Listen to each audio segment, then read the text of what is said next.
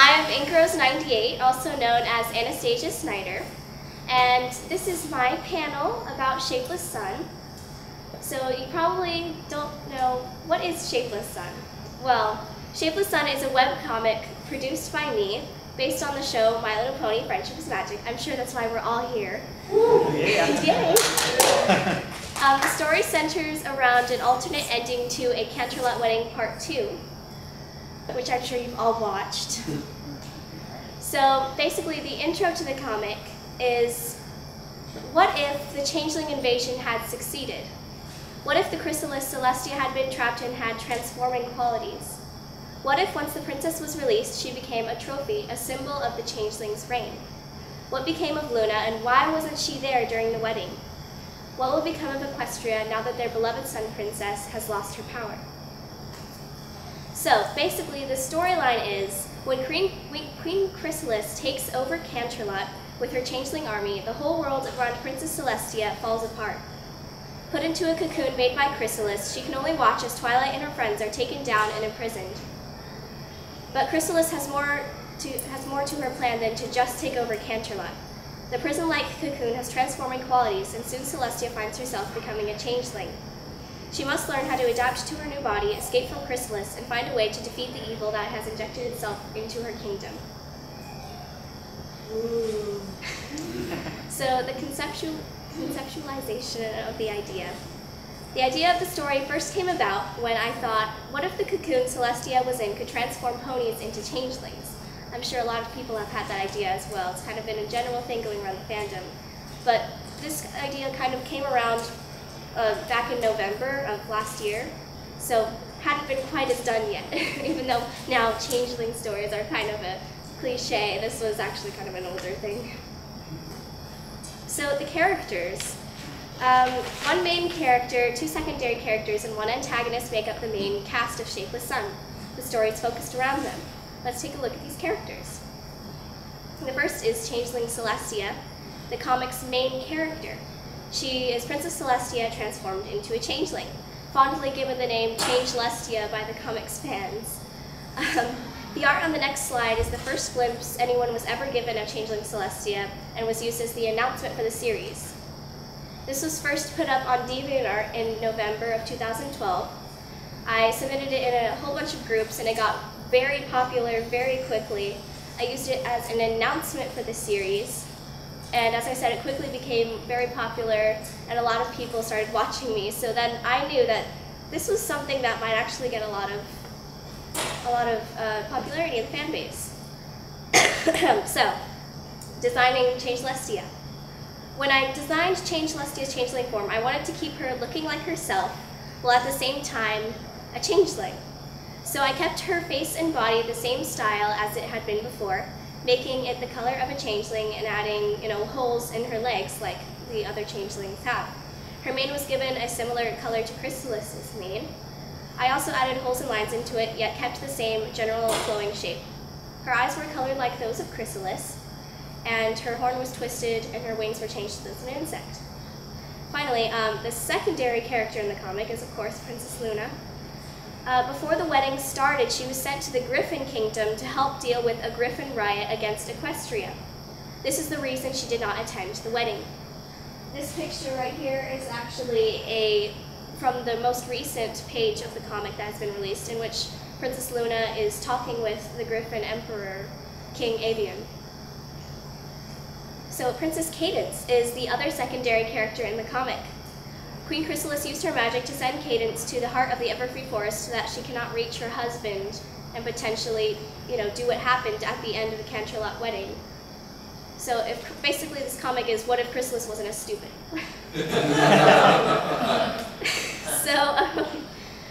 So she is sent to the heart of the Everfree Forest, where Cadance finds a terrible truth about the fate of Equestria. And of course, Queen Chrysalis, a smarter version of Queen Chrysalis, is the main antagonist of the story. She's the new ruler over Canterlot, and she changed Celestia into a changeling to show Equestria the might of the changelings and how she has now newfound power over them.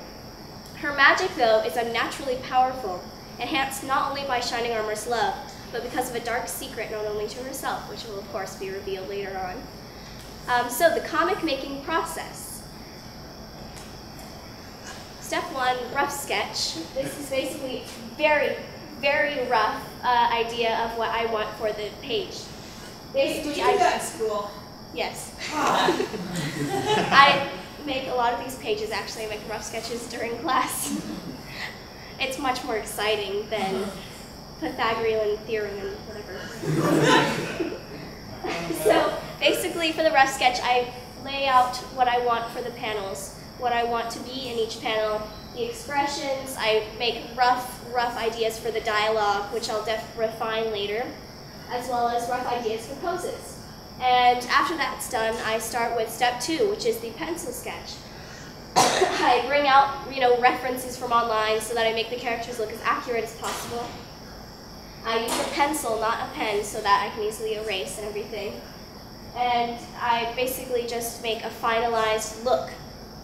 And step 3, scan it into the computer and use Illustrator to trace over the pencil sketch.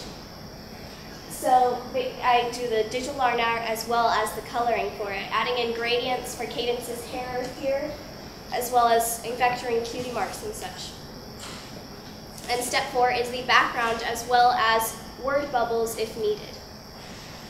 Most of the time I do the backgrounds just kind of freehand in Illustrator, but for this case I actually drew it out before I scanned it in. So, how the heck does one vector with Illustrator? As you can see, here's one of my, it's kind of hard to see, but one of my vectors of Nightmare Rarity from the official MLP comics. I really loved her design, so I decided I would vector it. It was kind of hard though, because as you can see, there's a lot of gradients in there and a lot of sparkles in there. But so how does one vector in Illustrator? So I have decided that I'm going to go ahead and do a little demonstration for you. I'm going to vector Celestia's head, if this works. There we go. There we go. So here I have a quick little sketch I made of Changeling Celestia. Everybody can see that? All right. So the first thing I want to do is get colors. So I'll open a file from another one of my pages, such as maybe page 22. Let's open that up.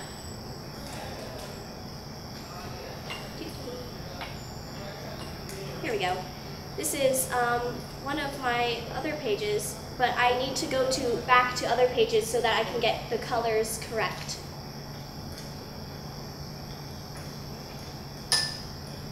So what I'll want to do is go to a layer with Celestia on it, unlock that, and as you can see, there's one of the lines on her back.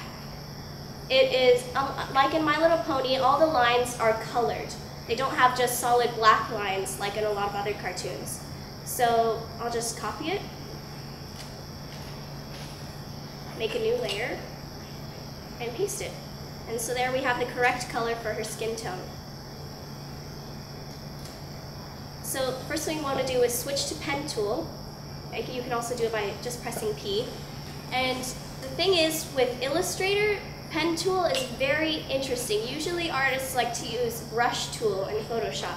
And brush tool you use, which I'll probably be doing later, you use a tablet and you just use a pen as if you're actually drawing onto a paper. However, with pen tool in Illustrator, it's very different. Instead of drawing, thank you.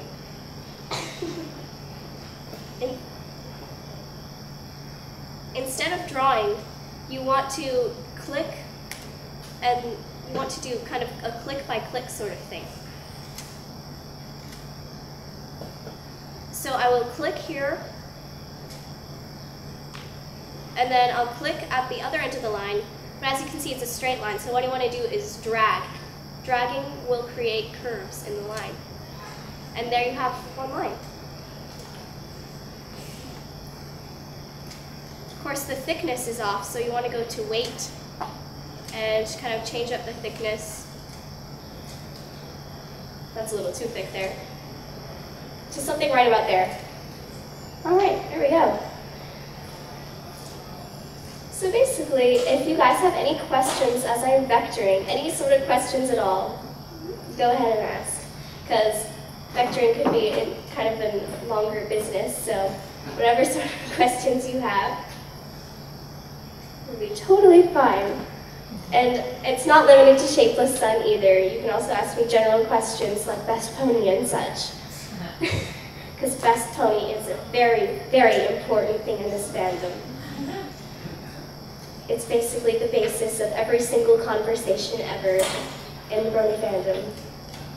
And I also am involved with other things such as pony voice acting, as well as YouTube videos about my headcanon theories about the backstories of Celestia, Luna, and Discord.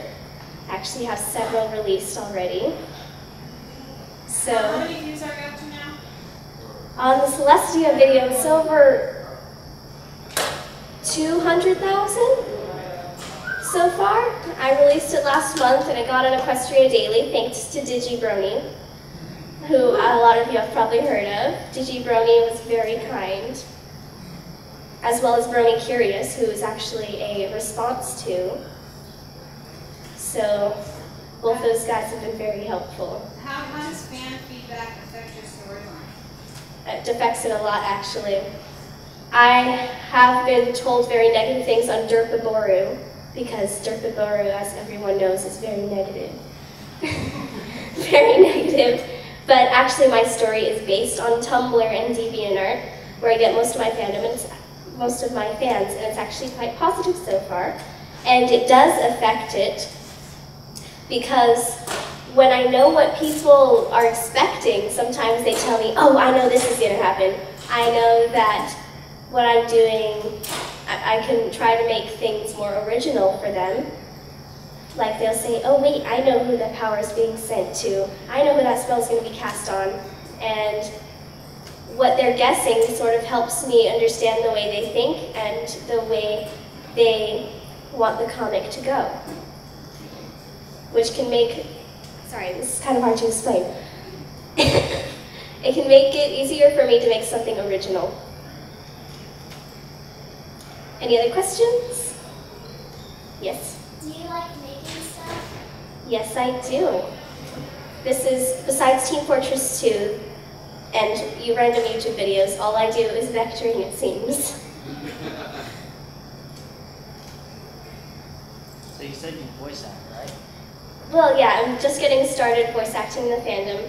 A lot of people want me to do more singing on my YouTube channel, so I've been doing that as well.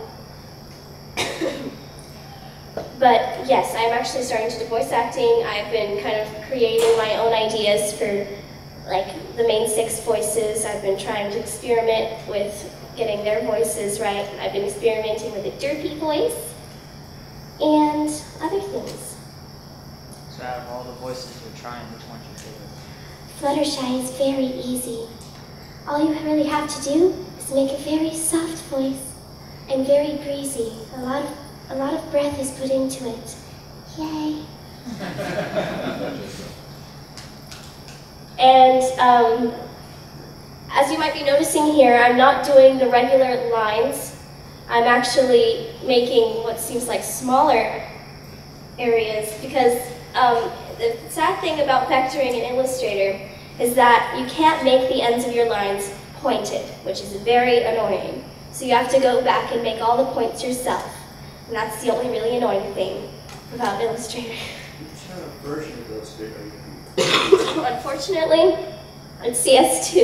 Okay, so It's very add old. That in CS4, you start to be able to have tapered lines. That sounds very good, and someday I hope I can get that. But right now, I am very cheap, so... Your parents are cheap. Yes, my parents are cheap. So I am using the free version because CS2 is free now for anybody that wants to. I think every program Adobe has that had a CS2 version is free now on mine. Though this was originally the paid version I'm using right now, because it's so old. But as you can see, I had to make the tapers myself, but it's actually starting to form something of a pony right now. And if you take away the sketch, you can see it's... But vectoring is very important because, as you can see, the more I zoom in, it still stays high quality, which makes for very, very good for artists, very good for graphic designers because they can enlarge things, they can shrink things, and they'll still look pretty good depending on how high quality it is formatted. Yes? Quick question. When you draw your sketches and when you draw over top, what resolution do you usually use? I don't actually... Well, when it comes to sketches, scanning them into the computer? Well, like for this vector right here, what resolution are you drawing that allows it to keep it? Oh, It's like... the answer here, sorry. Go ahead. Sorry, Jeff, but it's, vectors are different from raster graphics. So when you're thinking Photoshop, you actually have a canvas. In Illustrator, it's as here curves, it's a mathematical thing, so it's infinitely scalable. Let's see. Let me open 21 because that has Celestia's hair color. So I can start with the main. Vectoring is not exactly very exciting as much as drawing, but I promise you, after I'm done with vectoring, I have some fun activities we can do. So, yes, this is another one of my pages. Celestia's looking quite angry, as you can see.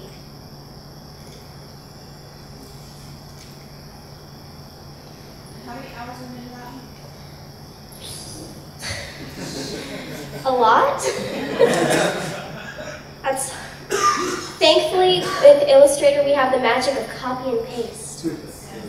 Very helpful. Yes? How do you actually make the colors fade and it's each?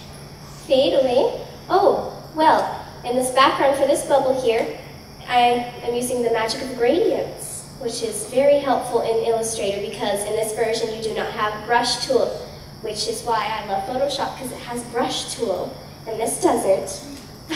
So I have to make do. That's why I can't do shading very easily in Illustrator. Shading is amazingly easy in Photoshop, but with Illustrator it's different. So let's command paste.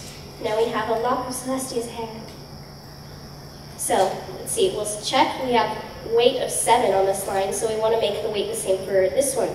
So we'll change it to 7, and then we'll start on Celestia's hair. Her beautiful hair. Beautiful changeling hair. See, that was easy. That was a nice, easy line. But oh no, look, it's overlapping. What do we do? What do we do? Make a layer. No, Yes. it's not what I do. I know. You go to Object, Arrange, Send to Back, and now it's at the back. Yay. I say layer. I say different layers for coloring and one layer for lines.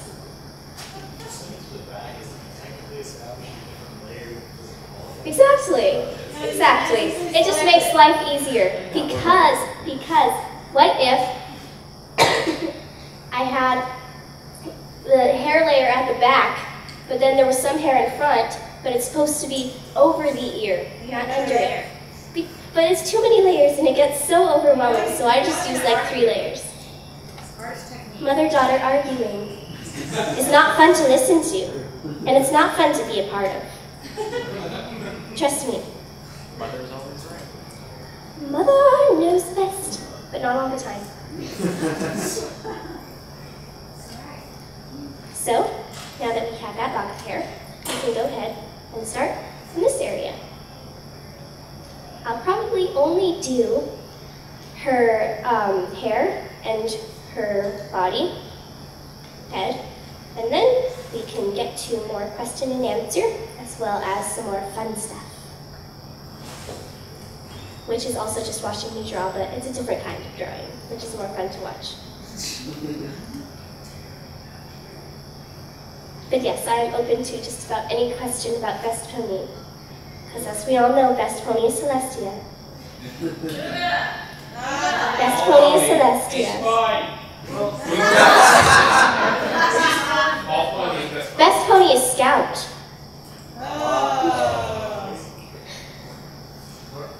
Are Luna and Celestia really pony? Are they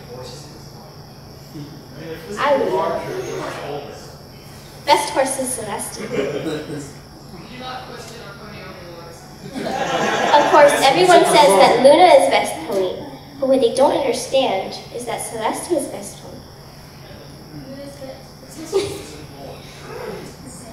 But best main 6 character is very hard to decide.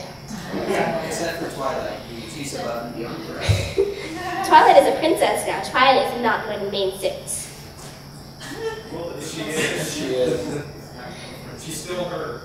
Oh, and in the Equestria girls, Sunset Shimmer seems to be the Twilight Sparkle of the group now. Yeah. Who has seen Equestria girls, by the way? Yes. If you Thank watch you. carefully, there's a line where Pinkie Pie says to Twilight, "Oh, do you have an identical twin sister that lives in the city?" I know. A lot of people seem to have missed that, and it establishes why we don't see Twilight's alternate universe person.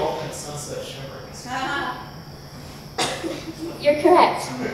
Sunset Shimmer is probably in another city. Either that or the Pony Sunset Shimmer did something weird to the other one. like there can be only one or something.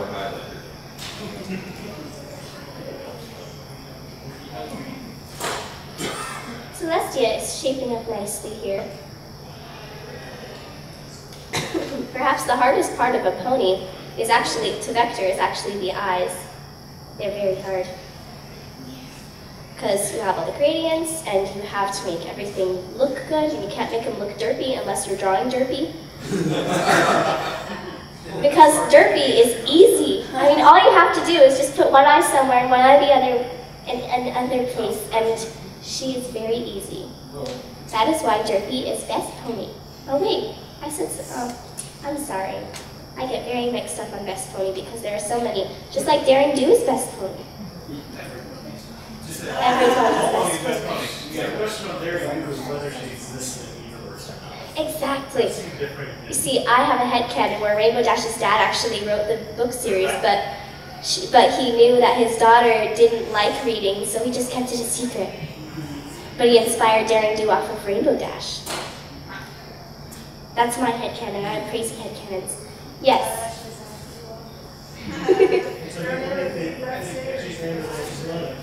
Exactly. Did you have a question? Yeah, just out of curiosity. Oh, sorry. Out of curiosity, the whole process from sketch to finished concept, which is your favorite and least favorite part of the process? My least favorite is actually the pencil sketch because that's the sketch where you have to get everything show accurate, and it's very hard. Because I try to get everything show accurate, and I think it's show accurate, but then everybody's like, oh wait, it's your own style. And I'm like, it is? But it looks show accurate to me. I can't tell if I have my own style or not. What if your style is show? Ooh. I know Veggie's style is show accurate. If anybody has seen Veggie's comics, he has a very show accurate style, but at the same time, with an artist's eye, I can still tell whether he's made the sketch or not, and it's very scary because it looks exactly show accurate, yet at the same time, I can tell he did it. It's really weird. Very subtle. Like Toxic Mario. Yes. I've heard that he is actually at this convention, but I haven't seen him. But he has a very subtle way of doing the bottoms of the muzzles that you can easily tell when he's done it. But he probably can't tell. That's the thing. With artists, they can't really tell whether they have their own style or not. Yet other people can tell if they've drawn something or not. It's quite interesting and very psychological, so we won't get into it. Because psychology can be very boring. Sometimes. So, see, these lines I want to make smaller than my other lines because in the show, that's the way it is. But, as you can see, I'm just kind of doing whatever I want. Whenever I see a line, I go ahead and say, all right, I'm just going to vector this. Who here is going to the voice actor panel? I'm very excited for that. So yes, I think there was somebody else that had a question. In the back? Am I? Okay. So I'm kind of curious. I've seen people from a whole bunch of fandoms here, and so I'm curious what people are here from different fandoms. Like, who here is in the Team Fortress 2 fandom? Yay, 1%. 2 people. All right. Who here is in the Portal fandom? Yay. Who here is in the Doctor Who fandom? Yay. Who here is in the Star Wars fandom? Yay. Who here is in the Derpy Hooves fandom? Who here is in the Inkros fandom? Yay! Yay! Alright. Let's see. I've got another one. I'm not really part of this one, but who here is in the Star Trek fandom? I've been trying to get into Star Trek, but I have to see the new movies first. Anyway. Who here is in the Lord of the Rings fandom? Has anybody actually played the Lord of the Rings MMO? It's the Lord of the Rings MMO was like my first MMO, but now I can't play it anymore because all our Windows died. Only our Macs have been alive. Did you see The Hobbit? Yes, I saw The Hobbit. It was What great. did you think? I liked it. I liked it a lot. But yes, if there's any more questions, okay. Is this interesting to you? Yeah. That's That good. looks like a portal. Oh, yes it does. This is actually with the with this tool, little tool right here, the ellipse tool. You can make circles and ovals and portals. So you can actually hold down and make a whole bunch of other shapes like stars. But I mostly use it for the ellipse tool because there's a lot of circles in My Little Pony. Because it's a very round style. Has anybody here learned of Lauren Faust's and Craig McCracken's new show they're working on, Wander Over Yonder? Yeah, I've heard it's coming to Disney Channel, which will be very exciting. Because I am a fan of their work. There's a trailer, isn't there? I haven't seen it on YouTube. Oh yes, and there's like a teaser trailer, but we can't really tell what's going on very well. I think somebody's chasing the main character. I haven't seen it in a while. Wander Over Yonder. Yeah, that's what it's called.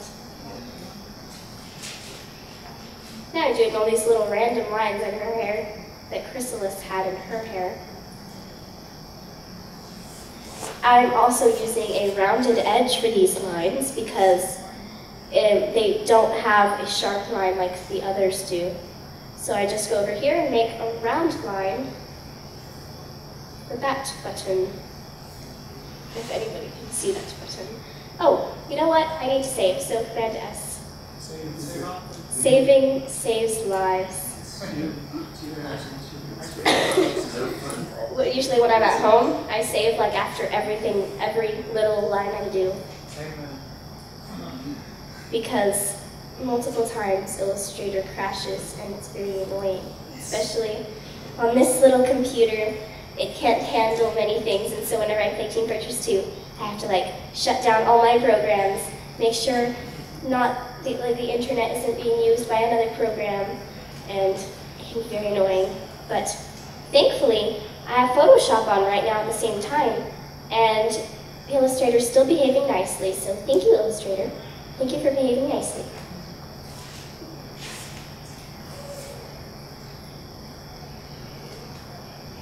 You have CS6, it's still in autosave. Flash has auto. Does Flash have autosave? Never mind. They just added autosave to Photoshop, so Really? yes, Oh. but still not Illustrator. See, I wouldn't know these things because I don't have the latest. I don't have the latest. But even if I got the latest, it would take forever to figure everything out. So I've been using this Illustrator program since I was like 5, and yet I still don't know everything about it. I still don't know how to make a mask. That's why eyes are difficult, because I have to get everything exact because I don't know how to use a mask yet. Because I'm just using the tools I'm comfortable with.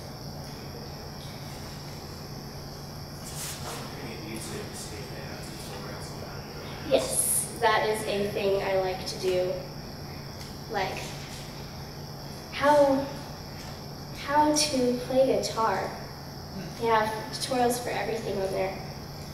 But the thing is, when I do tutorials on how to install mods for Minecraft, the only good ones are for Windows. I swear, it's like Apple racism or something. They never have anything for Macs. Yeah, they have it for Mac, but the thing is, I don't know how to install them because there aren't very many good videos for Mac users, and that's the thing. But at least I know how to install texture packs. Texture packs don't work anymore. You don't? They teach the resource packs now. Oh my God. I don't know anything anymore. Yeah, that is weird. I'm still outdated in Minecraft right now. I haven't played for a while. But I can't wait till the horse update comes out. Yay. I can't wait until horse update comes out because you know what? People will reskin them to My Little Pony characters. And when that day comes, I will be very happy. Because I don't know how to install the My Little Pony mod. Oh, stupid Yahoo updates. Alright, saving is your best friend. Let's save right now. Alright, well, this is coming along very nicely. It's actually going quite quickly. This is what it looks like without the sketch. As you can see, it looks much cleaner. Much cleaner. It's kind of squished up there. But it still looks okay. So, I guess we'll do very quick coloring and see if I can quickly do the eyes, because with the magic of copy and paste, I can copy and paste your eyes from here. Yay! That is something that's very good. Alright, let's see. This is my coloring layer. Has all my colors on it. I think I will color her hair first. So I will copy that and make a new layer for the coloring. So I don't have to do a pain in the neck thing where I have to do object, send to back, object, send to back. Alright, so here's that. Kind of looks really weird without the lines, like what the heck is this? But now we can color. And I just color with using the pen tool, because that's the way I do it. Because if I fill some of the lines, sometimes they get out of hand. And see, if I filled this shape right here, then the line would stretch from here to here and you could probably see some of the blue right there. So that's why I do my coloring on a different layer. Because I use so many different lines, it doesn't really fill all the way. So for over here, we just want to do the same thing we've been doing, but you can be a little bit messier. But the thing is, you just got to make sure to keep your coloring within the lines. Or else, of course, it won't work. It'll look stupid.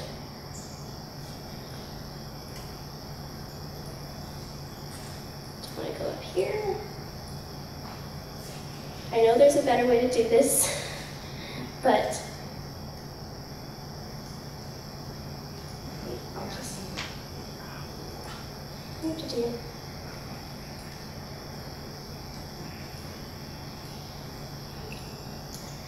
And if I had Photoshop, I could probably do like a blend, like the paint tool or whatever.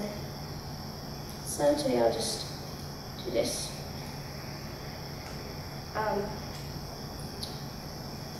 So we're just going around, making sure to stick to the lines.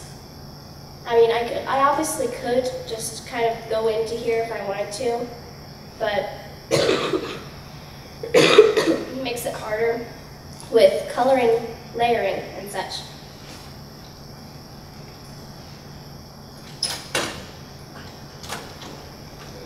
And so as you can see, it's looking pretty great so far. Let's see. When the projector got connected, it messed a few things up, and usually you're able to see your lines as you go along. You're able to see what's behind there. So we'll go down here. go over my signature a bit.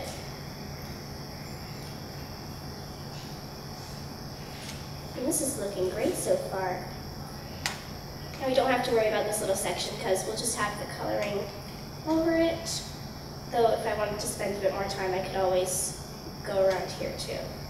But this layering won't be a problem since the horn is over the hair. So we'll copy and paste the coloring of the body. We'll quickly do the horn. I don't want to do the coloring of the rest of the head just yet because there's also the problem of the eyes, and I need to be able to see the sketch for the eyes. And because I use the coloring layer for the eyes, I can't just hide the coloring layer either.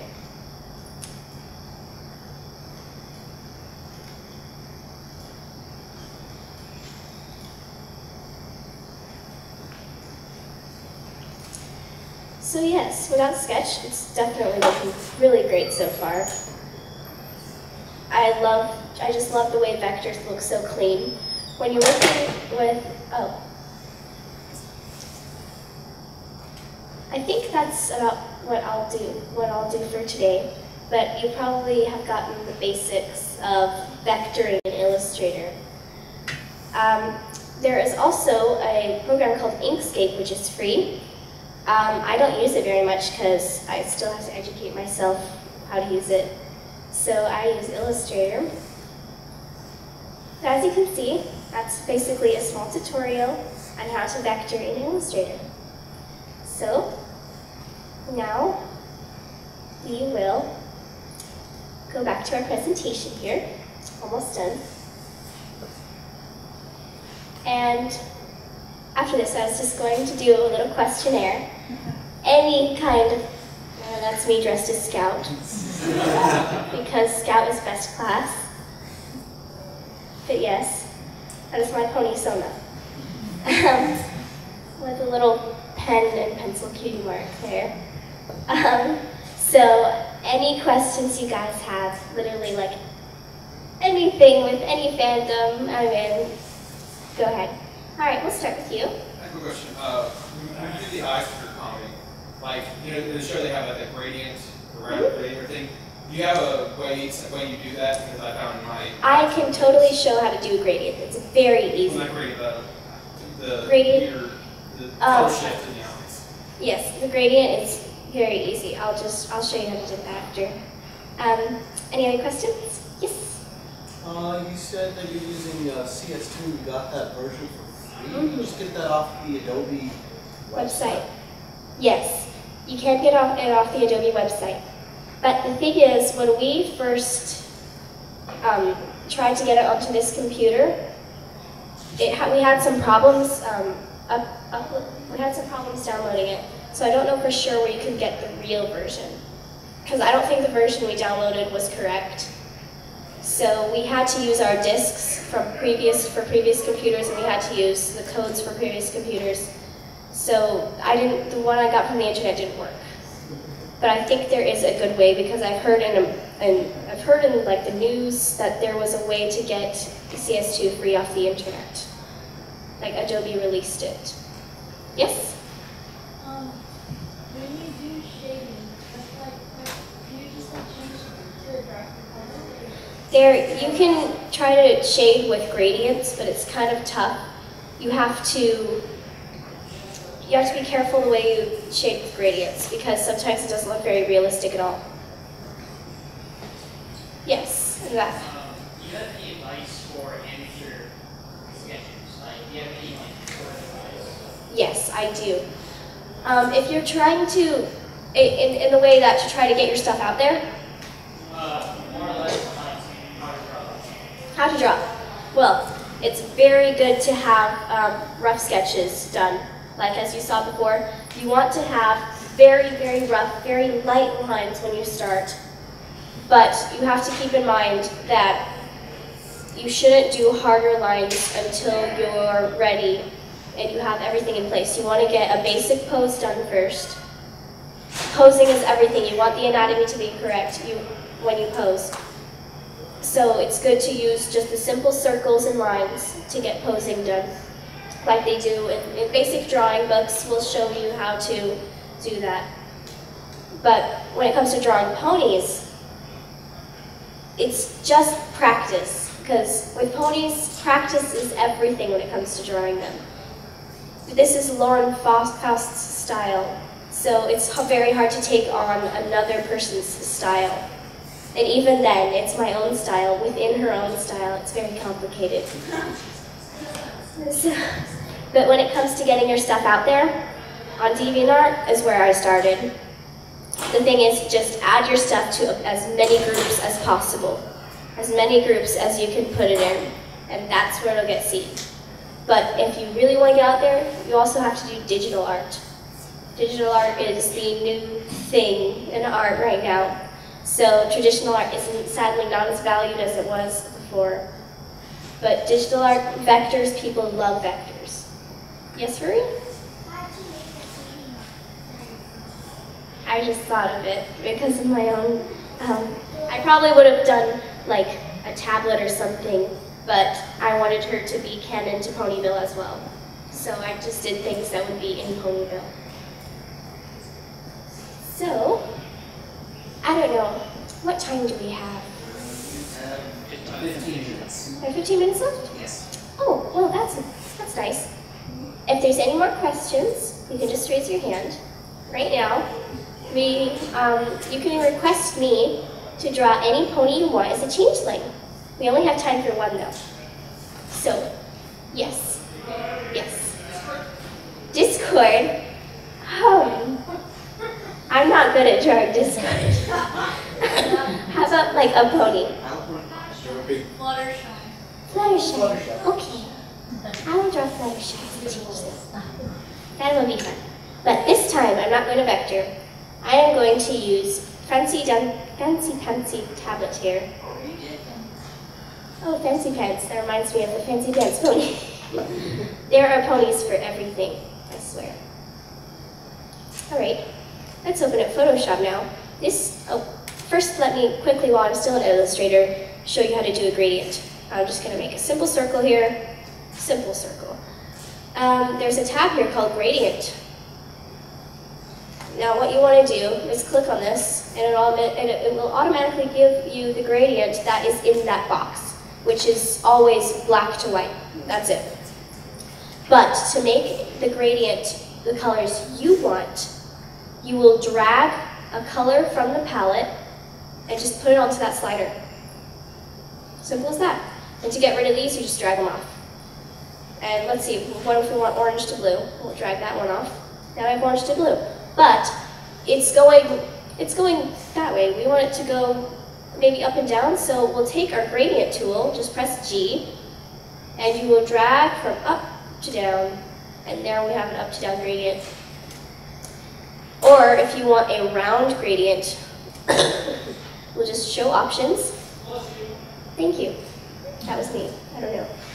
I thought it was Tony. And you can make it radial. But what if you want orange on the inside? You just take these sliders, and you can, if you want orange on the inside, you can just shift around these sliders. And now you have orange on the inside. Yeah. And that's basic how to do a gradient. But yes, the gradient tool is very good for getting the direction you want. So, let's exit this out. Don't save that. And go into Adobe Photoshop. So, excuse me, I have to plug this in.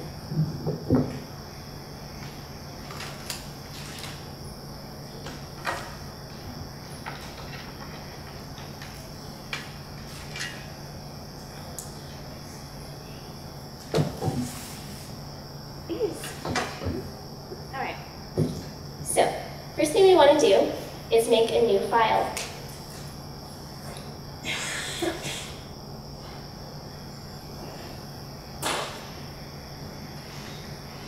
For any artist that wants to do digital art, a tablet is a must, by the way.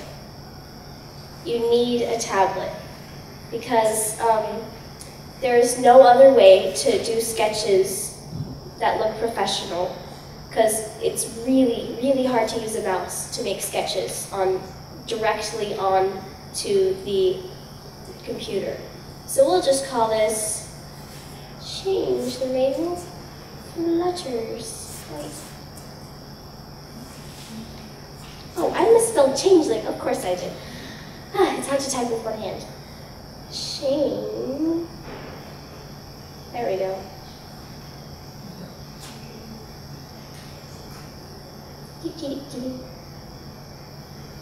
Oh wow, that is very small. What? Of course. Of course. Well, I'll just go into image, canvas size, and I will change it. What happened here? I usually work in about 10 by 10, which isn't that much, like, but if I do any larger than that, the computer gets really slow. So there's our 10 by 10 square. It's kind of squished on here. So Do you normally work in CMYK or RGB? RGB, because if you work in RGB, then you can get PNG. You can export to PNG, because PNG is better than JPEG, in my opinion. So you open it as a CMYK form. That's the thing. You can always change it at the end. But I set it to RGB, but sometimes when I open another file, it automatically goes to CMYK. So you do not want to draw on the background if you want to have a transparent file. Because the thing is, if you do a brush stroke and then try to erase it, it'll be transparent underneath after you erase it. It's not cool. You have to do a layer over it if you're drawing, because trust me, when I just started drawing her, I kept drawing on the background and it was the stupidest thing. It made it look really bad. So, Changeling Fluttershy. I think I'm going to just do a black outline for her, a little stylized. Let's change the diameter to something easier to work with. So the first thing I want to do is a rough sketch. And for rough sketches, I like to have the opacity around 50, which it already was. So, for Changeling Flutters, let's think of a kind of a pose for her. The first thing you want to do is kind of rough, it's a very rough sketch, so you kind of just do sort of furry lines. I always do furry lines, and you can just erase what areas you don't want. So, that's our head. This is our little head right now. And we want to have, let's just kind of do a sort of a rearing up pose. Because Changeling Fluttershy would not be like the regular Fluttershy. She would be more aggressive. Let's kind of sort of sketch out some ears here. And we should probably want the muzzle at a 3/4 sort of look.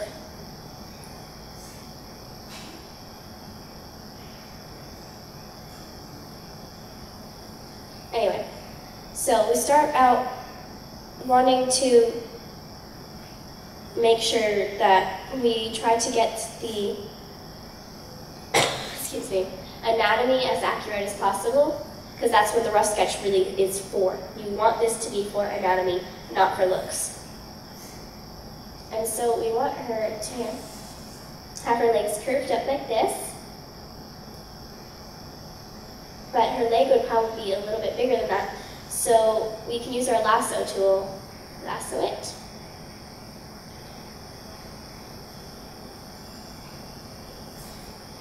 Here's our lasso. And then retransform, which allows us to manipulate our selected area as if it was one of our lines in Illustrator, as if it was sort of a vector. But the thing is, the quality, even if you make it bigger, will not stay the same. It will get worse. So it's all right on the rough sketch to do this though. So now we have our second leg, which is the front one. And Changeling Fluttershy would have insect wings. So let's give her some sort of like the changeling wings. Because changeling wings don't necessarily look as much like insect wings as Chrysalis does. They're more very simply shaped. We can always look up reference later, but we'll just have just a basic shape. Reference is very, very important. So we'll have her back leg starting here. sort of add some little holes for right now. Don't really need to.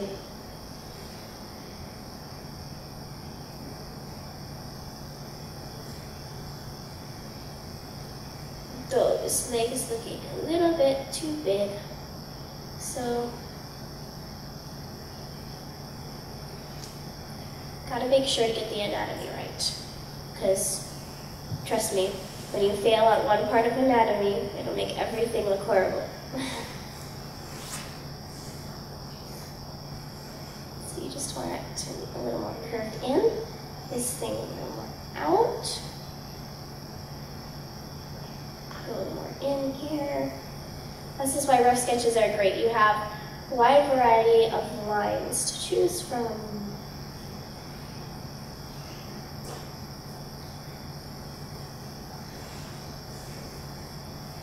Let's have the other leg sort of over here. And then we would have a tail. So that's our rough sketch for Changeling Fluttershy. And now what we gotta do is start on the final sketch, which is another layer over this one.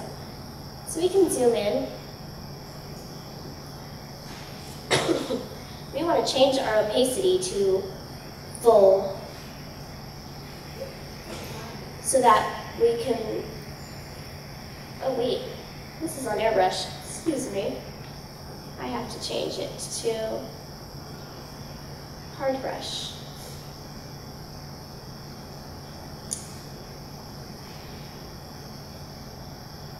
So that's a little too thick. We want it to be pretty thin. So that's looking good so far. Nice look. Yes, Ruby? Is there some place in Austria that stores all of your sketches at the time? Well, you can just save them as different files and put them in a folder. It wouldn't be within Illustrator, it'd be just on your computer. Oh, that's okay. So while I'm sketching, you can always just ask me questions, or something to discuss. It doesn't have to be questions, it can just be a discussion topic as well, if you guys have any ideas. So what got you into My Little Pony? That's kind of an interesting story, actually. I was actually at Target one day when I saw the new designs for the toys, and I thought, well, that's kind of interesting. They redesigned their brand. Then I saw some of the vectors on the boxes, and I thought, wow, those are way better designs than the old ones. Because as a little one, I used to play with the old G3 ones, but I always thought to myself how fat they looked. So I wanted,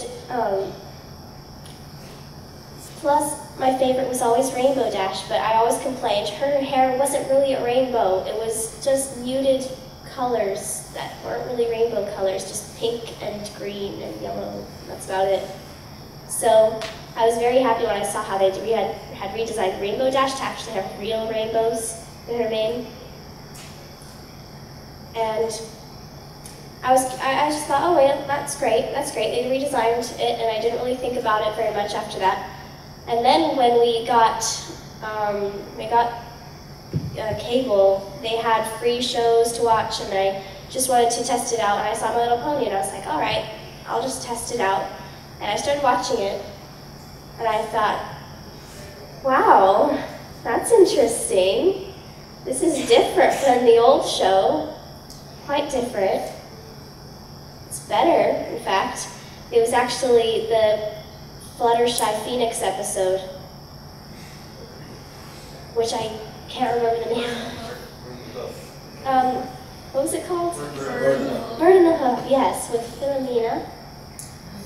And what I was really interested in seeing was how Pinkie Pie just ate that cake whole, and I thought, that's not usually in little girls' cartoons. They don't usually have kind of humor like that. And so I went online and I started researching, and I found out that Lauren Faust had actually helped with the redesign. And even though I had never really watched Powerpuff Girls or Fosters, I knew that they were good shows. because I knew how popular they were, and I thought, that's actually quite interesting. And so I started watching it. I watched A Bridal Gossip. That was the first full episode I watched, and I was hooked immediately. The end. How did you come in contact with the fandom? Just online. This is my first convention, and my first panel, actually. Yay! You enjoying yourself? Huh? You enjoying yourself? Yes, I am. This is quite fun. But since nobody knows what Shapeless Sun is, it's not that big of an audience, but I still love you guys. I still love you guys.